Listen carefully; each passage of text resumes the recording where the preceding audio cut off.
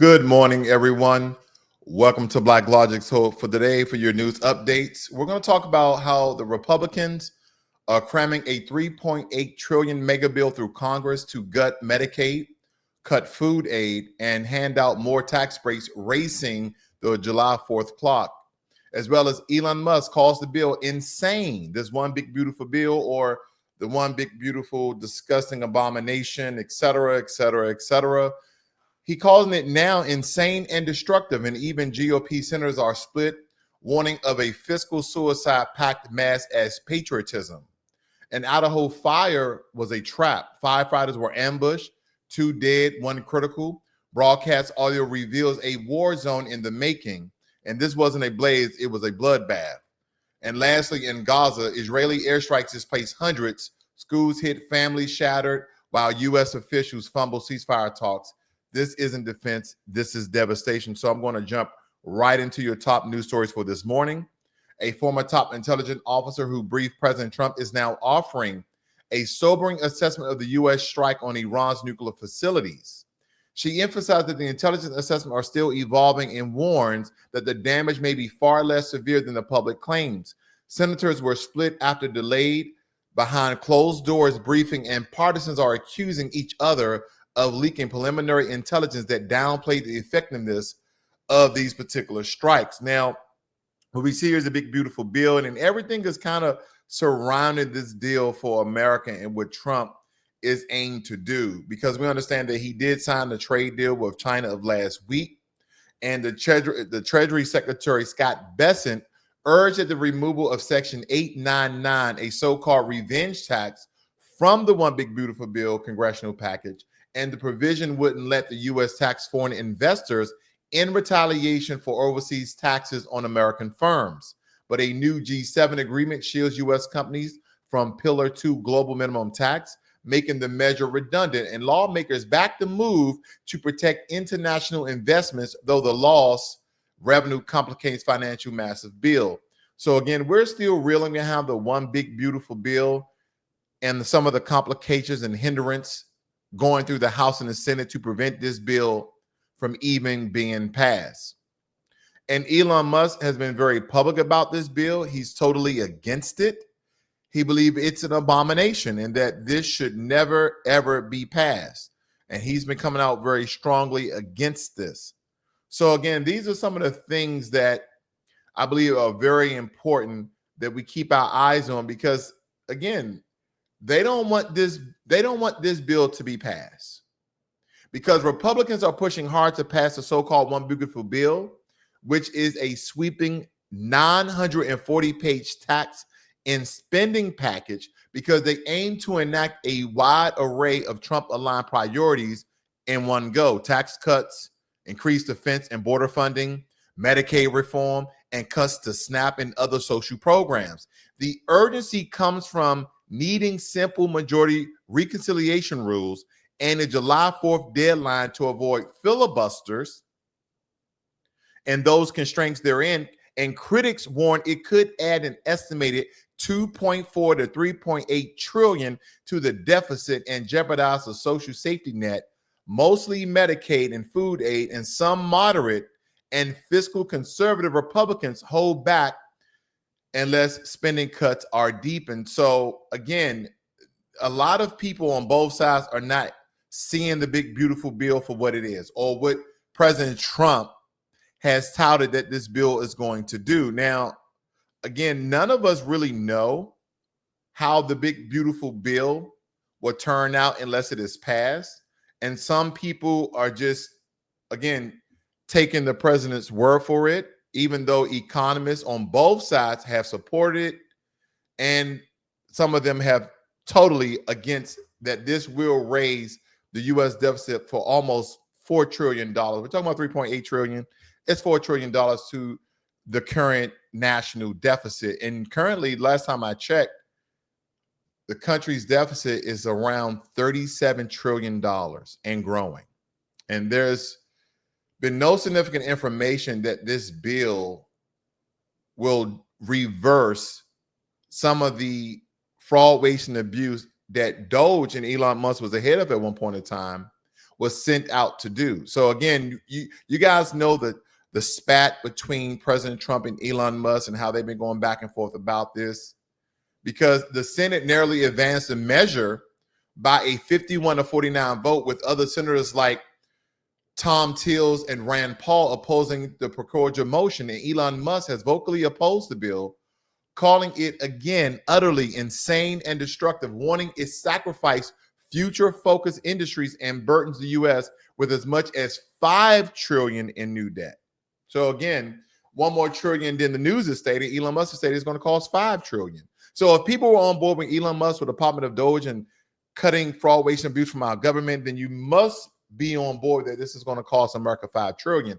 And I believe this is going to start a split between people who were in line with Elon Musk, the richest man in the world, and President Trump, the most powerful man in the world. So I wonder how this is going to split these two camps and their followers and those people who believe that everything that these two men speak and do is from God themselves. Again, I know that's a stretch. But again, we're talking about regular men who have a lot of influence, who have a lot of money, who have a lot of power. The only question is, do we have solidifying information from experts, economists, those people who will let the American people know the one big beautiful bill is good for America, or the one big beautiful bill is bad for America? Unfortunately, this next story is very heartbreaking and very alarming, because in Idaho, Canfield Mountain, 2 firefighters were killed and another critically injured in what authorities describe as a sniper ambush at a deliberately set ablaze. Later, officials located a deceased man near the scene with a firearm nearby, indicating that the shooter may have died by suicide. A shelter-in-place order that had been in effect was lifted afterwards. And this is a very important story, I believe, to all Americans, because anytime you call emergency services that your tax dollars pay for, we're talking about the police as well as firefighters and EMT.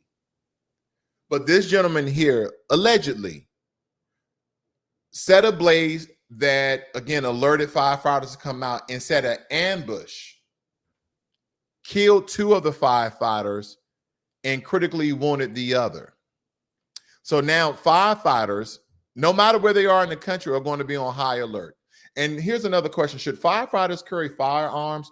Should firefighters have security guards within their ranks in case something like this has occurred? I want you guys to think back to 9/11, when America was attacked on its own soil in multiple locations. That really speared up and put America on alert to ensure that people are not boarding the planes with all sorts of weapons and makeshift bombs, all sorts of things. And then came the TSA. So I wonder if firefighters are going to take security measures and precautions so this could never happen again.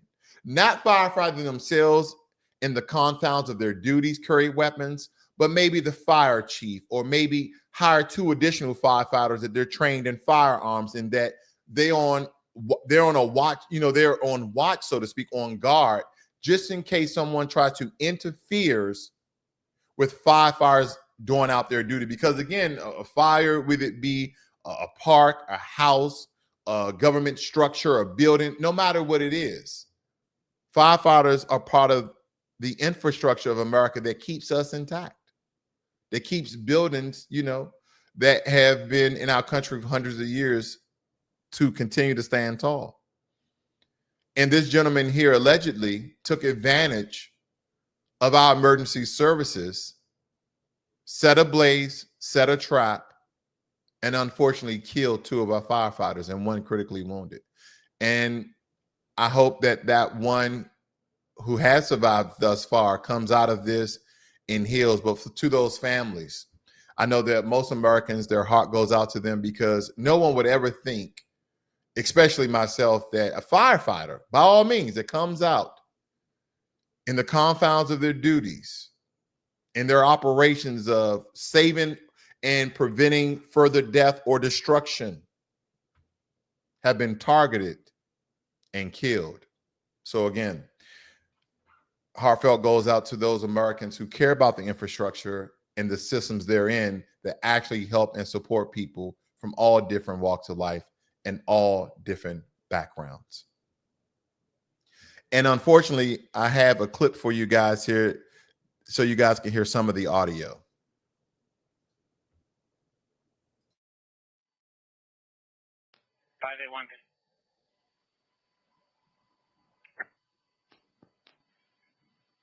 We have an emergency situation taking place in the district area. There's an active shooter at a fire.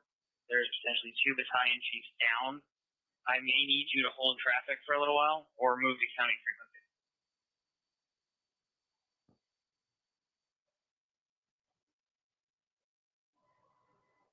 Might not be a bad idea.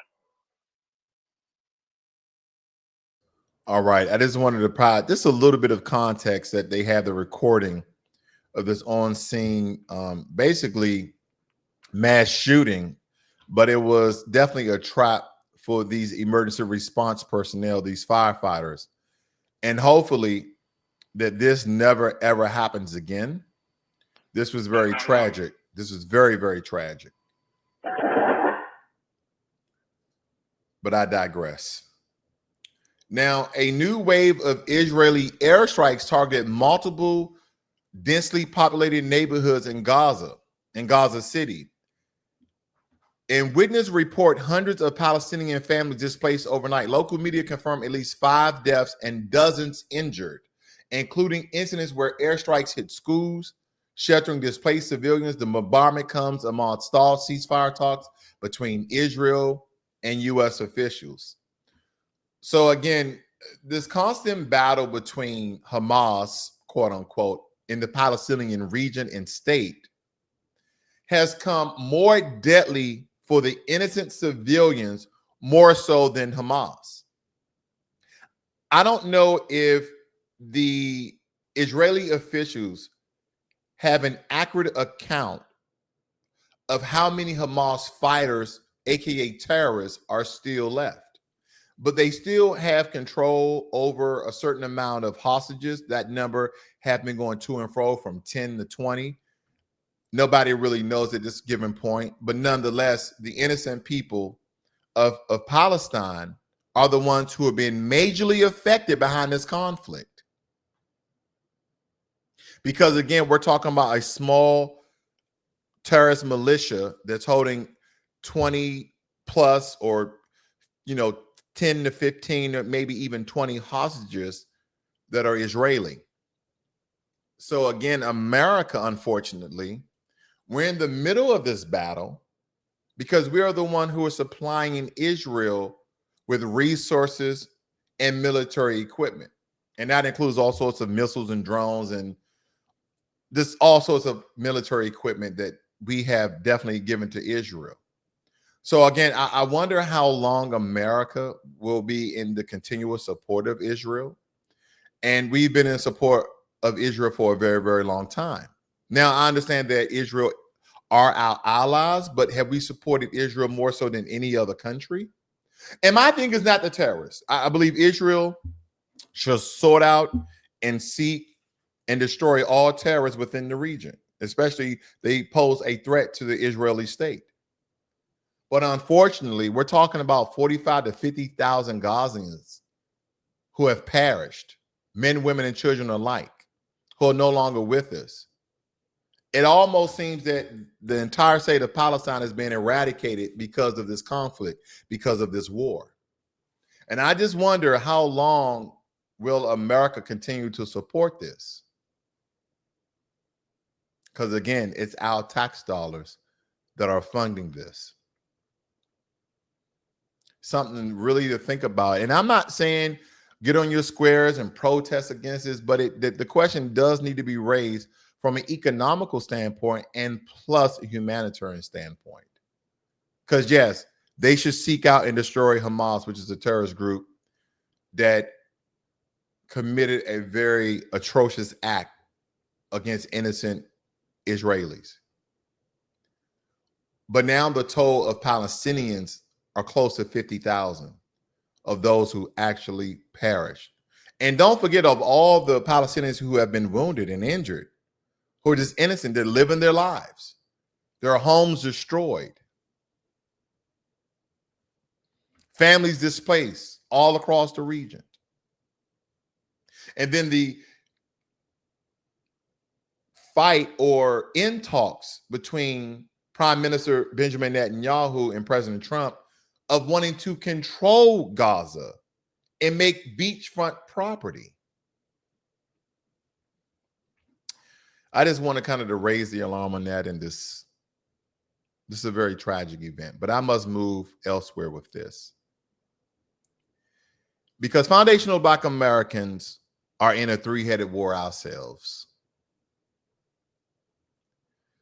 Black Americans have long faced institutional exclusion, citing in segregated schools, redline housing, discriminatory lending, and bias in the new onslaught of AI-created racist video clips that I know a lot of you guys have been seeing. I know that a lot of you guys have been seeing this. They've been showing a multiple of AI-created videos that's showing all sorts of discriminatory, bigoted, AI-created racial video clips. Black people sitting down eating watermelon and chicken, just increasing and compounding on hundreds of years of stereotypes, showing Black Americans very degenerate, as if we don't have a small conclave and population that they could get it in real time, but they want to perpetuate this narrative throughout media. As if we haven't been through some of the systematic pressures and groups of people who are bigots, who are discriminatory in their behavior, who are racist, as if we have not been through this. Because a lot of these emerging AI tools riff on centuries-old tropes, depicting Black America as animalistic and dangerous or incompetent. And studies show advanced AI models hide covert racism. Speakers of Black American English are more likely to be deemed unfit for prestigious jobs or even sentenced more harshly, even if not labeled as Black explicitly. These deep-rooted biases replicate centuries of structural denial. Police brutality and racial terror, it occurs as if we don't have the reports. The second front is direct violence, state-sanctioned brutality, lack of accountability, and daily harassment of Black neighborhoods. Daily harassments within our Black neighborhoods. These discriminatory systems dehumanize Black life, amplifying the social shunning described above, because citizens, complicit, officials, indifferent, and institutions slow to reform all contribute to the ongoing assault on Black bodies. This is why a lot of us are not geared to just jump on board to go out here and beat feet and pound the pavement for illegal immigration that has been working against foundational Black Americans. And here's the thing, Americans know this. White Americans know this. Hispanic Americans know this. Asian Americans know this. And all the other people from all the other country, they know this. If you keep quiet, are you complicit? If they drop a large demographic of people in the Black community, beside the Black community, and deny Black Americans loans, but allow other groups of people to get loans, what do you call that? Even when we have the credit score, because I know someone's going to bring that up. Even when we have the assets to back up the loan, is that not systematic racism? I'm just asking for a friend. Because these are some of the things that we do need to talk about during this time. Because while not a war on immigrants themselves, because this is not about immigrants themselves, but how the system has used legal and illegal immigration for the displacement economically of foundational Black Americans. Prove me wrong. Because immigration policies has materially harmed low-skilled Black workers, those blue-collar jobs. Reports found that illegal immigrants who overwhelmingly hold less than a high school education, listen, they hold less than a high school education. 60 to 70% crowd into low-skilled labor sectors. We're talking about construction, hospitality, food service, retail, and they suppress wages for Native workers, especially Black men without diplomas. We have declines in Black high school dropout employment rates correlate with rising immigration and even higher incarceration rates among marginalized Black men. Because, you know, they're raising and lifting up our Black women. It should be a four-headed war. It should be a four-headed war because we see Black American women online speaking down to and denigrating Black men. Why is that? Because the system itself has pitted Black women against the Black man the same way they did in slavery. They used Black women to keep Black men in check so they wouldn't run away and they would continue to work until their last dying day. They used the Black woman. And in some regards, they're using the Black woman by raising the Black woman to be head of the household and most single mothers to shun out Black men. Because why would we empower your fighting force? Why would we empower the head of families? How do you win a war when you have 100-man front? You take the strongest, the smartest, and you make them unavailable. You make them absent. You make them incompetent. You deny opportunities. Anytime a group of people have been denied opportunities, they have been denied resources. I want you to look at their local economies. I want you to look at their crime rates. See, if Black Americans were afforded the same opportunities at the same rate, okay, don't get me wrong, there have been Black Americans who have been afforded opportunities. This is not a monolith that all Black people have been blocked. No. But a significant amount have been blocked to the point where they can look at certain crime rates and say, well, look how you guys are acting. Look at the crimes you guys are committing. And here's another thing. You guys can look at the FBI data for yourself. Most violent crimes in America are not committed by Black Americans. They are not.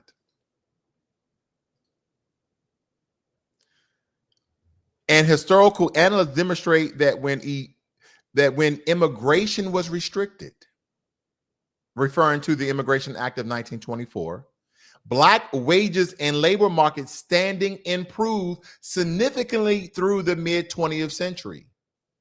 Equality and inequality dropped until the 1965 overturn ushered in mass immigration again. So constantly we have reports and evidence and proof that immigration, legal and illegal, has decimated and devastated and harmed Black communities economically.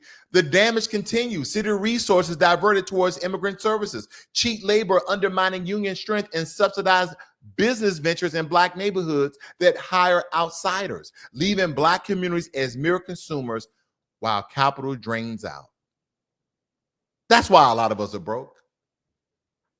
Not just because we overspend and we want every single thing that we see on social media so we can be like the stars, the entertainers, the rappers, the athletes. No, it's much more than that.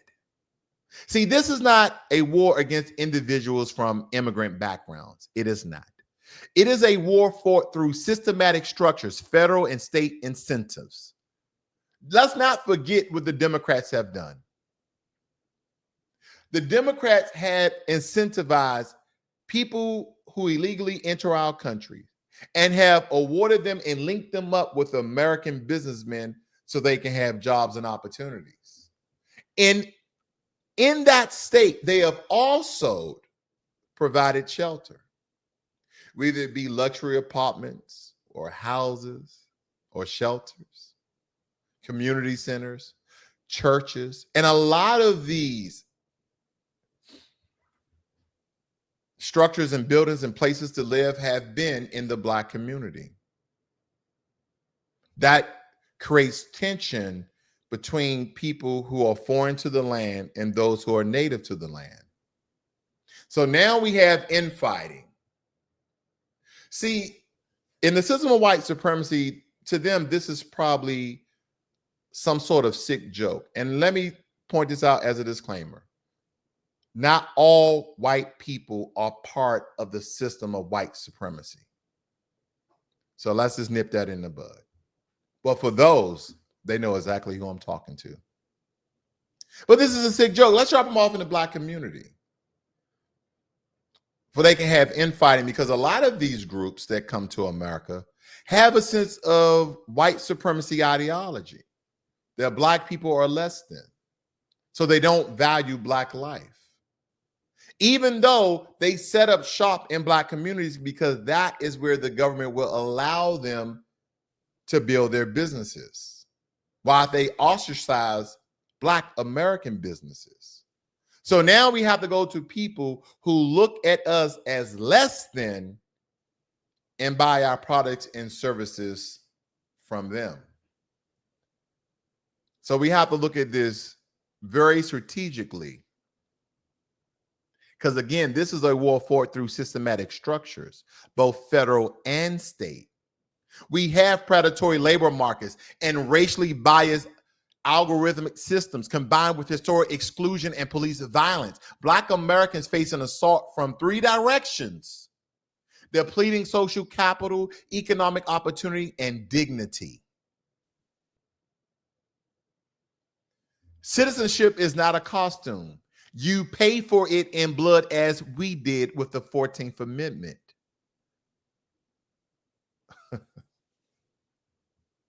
Foundational Black Americans didn't immigrate to America. We built the system they now exploit. And I know what you guys are going to say. Well, illegal immigrants come here and they work hard. And my response is always, well, God damn it, we work hard. We work hard. Growth in immigration has suppressed wages. They have depressed a lot of the Black wages, eroded job security, and strained public services, especially in our communities. Meanwhile, the privilege of birthright citizenship is being weaponized. It is being weaponized. Because they would like to tell us, well, after they're done with deporting illegal immigrants that are illegally in the country, they're now coming for you. They're now coming from Black Americans, because if he overturns the 14th Amendment, which he has never stated, he is trying to get concise clarity on what the 14th Amendment was really about. Making Black Americans that was released from slavery to be citizens and their children. They're acting as if we're playing tug of war with our country. No, we are not. They want us to fight with them to keep people who never supported Black Americans as a whole. I know there's been a couple, don't get me wrong. But they want us to go out there and pound the pavement and raise the flag high in these anti-ICE protests. And the only question I think that most of us has is, are you illegal or legally in the country? Well, you know, there's a great amount of us that are legal and illegal. Oh, okay, that's too convoluted. We don't want to get involved with other people's struggles and protests, especially when you have not shown the same support for us. That'd just be stupid. Well, after they get rid of us, they're going to get rid of you. That's what I would like to believe. But if we talk about it, the privilege of birthright citizenship is being weaponized. Birth certificates are used to access housing subsidies, health care, education resources historically denied to Black families. Meanwhile, AI and media reinforce the white supremacist narrative. They're using all sorts of AI video clips, and I didn't want to show any of it. It's just so despicable. It's only showing the racism. Where we're trying to make our lives better. A lot more of us are going to higher education and trades and schools. So while we read, they bleed for us to die, for us to be limited, to show us in a subservient position, to show dominance and power. See, I wonder, and a lot of people would like to believe, do these people who deal in racism and bigotry and discrimination, do they want all Black people to vanish from America, to vanish from the face of the earth? I don't think so, because then who will you hate? Oh, you guys are moving to the Asians, you guys are moving to the Hispanics, you guys are moving to the Middle Easterners. Who would you move it to?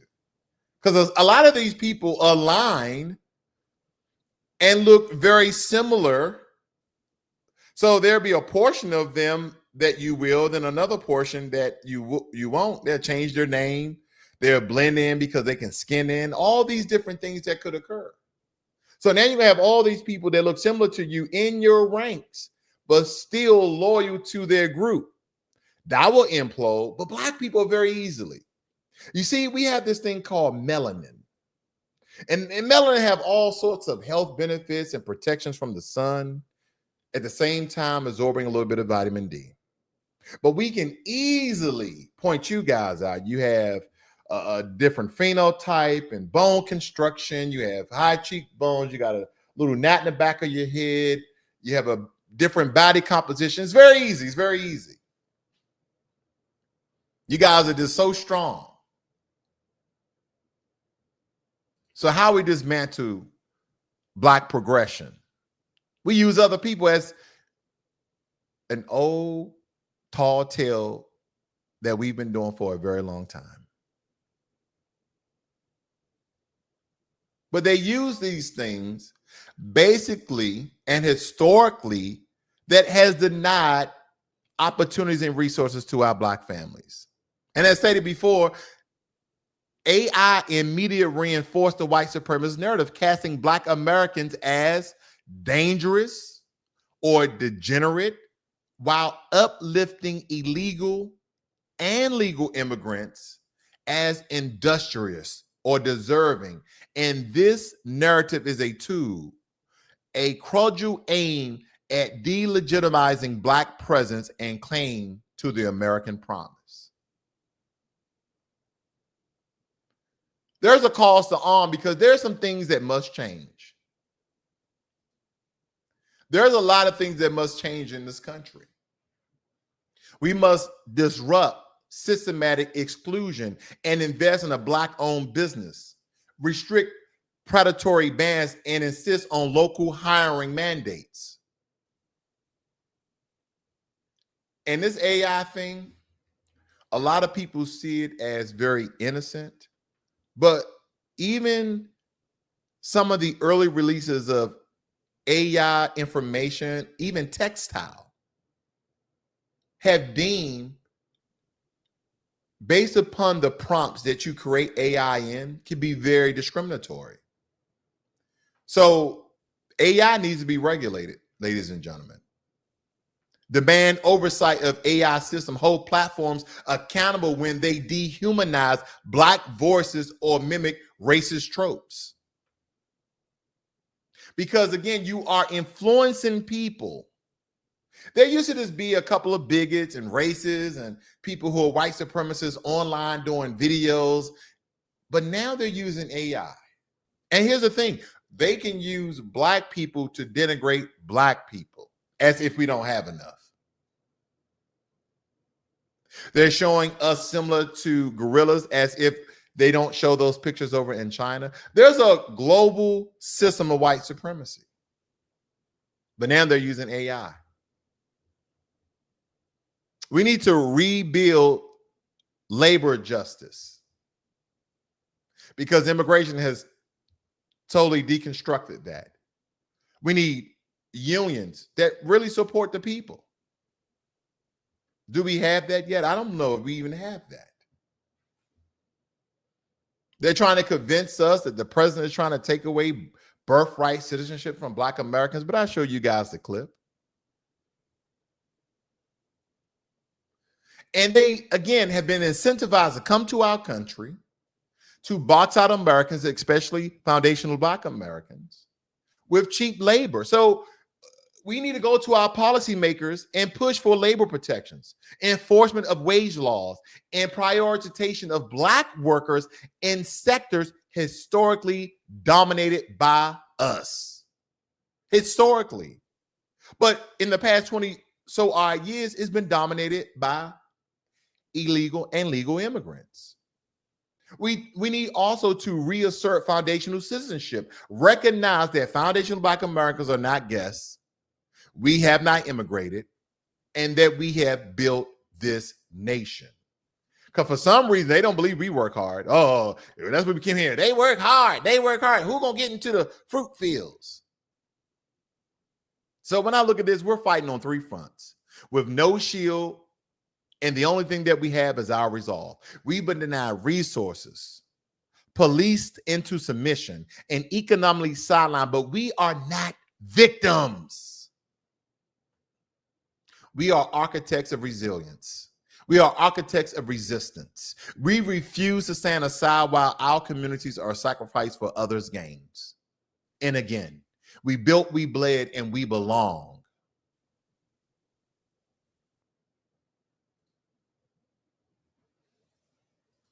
There would be no tug of war. And I really degraded the level of a three-way war on Black America. It's probably a lot more than that. We have the system, and people like, well, show us the evidence, show us the proof. You're saying this, that, and the other. Do I have to continue to do this over and over again? The internet has been the biggest supporters of free information in this world. And if you can't see what the system has done, if you can't see those police officers who deal in brutality of Black Americans, and if you cannot see the economic displacement that legal and illegal immigration has done by the way of the system, no less. Again, this is not anti-immigrant. This is anti-illegal immigrant, but this is not anti-legal immigrant. I want to make sure I make that distinction very, very clearly. But it's very important to point that out, because a lot of people, when you say certain things, they take it somewhere that it never meant to go. So I want to be very clear. Even when we talk about legal immigration, I want you to think about people who are not of your own kin, who operate within these closed, small communities that have now built up all the businesses. They don't share your culture. They don't share your traditions. The only thing that they share is the exchange of commerce back and forth from your hand into their pockets. So we're not understanding how this three-headed war between the system, economic displacement, and discriminations and bigotry, we cannot get laws with all these things that are going around in the world. We should be protesting against the Israeli state here in America so they can stop killing innocent Palestinians. I feel for that. But would I be protesting against it? Absolutely not. But I don't want those atrocities to happen to those very innocent people. Just as well, I don't want war with Israel and Iran. Just as well, I don't want war with Ukraine and Russia. Just as well, I don't want innocent families to be harmed as they're getting deported. But here's the problem. Black Americans have been supporting all these people for years, just for a large portion of them, enough to get online and make video clips about how it's okay for them to say the N-word, even though they know what that word means. But we say it, so it's good for them to say it. And a couple of black people allowed them to say it. That is one small example.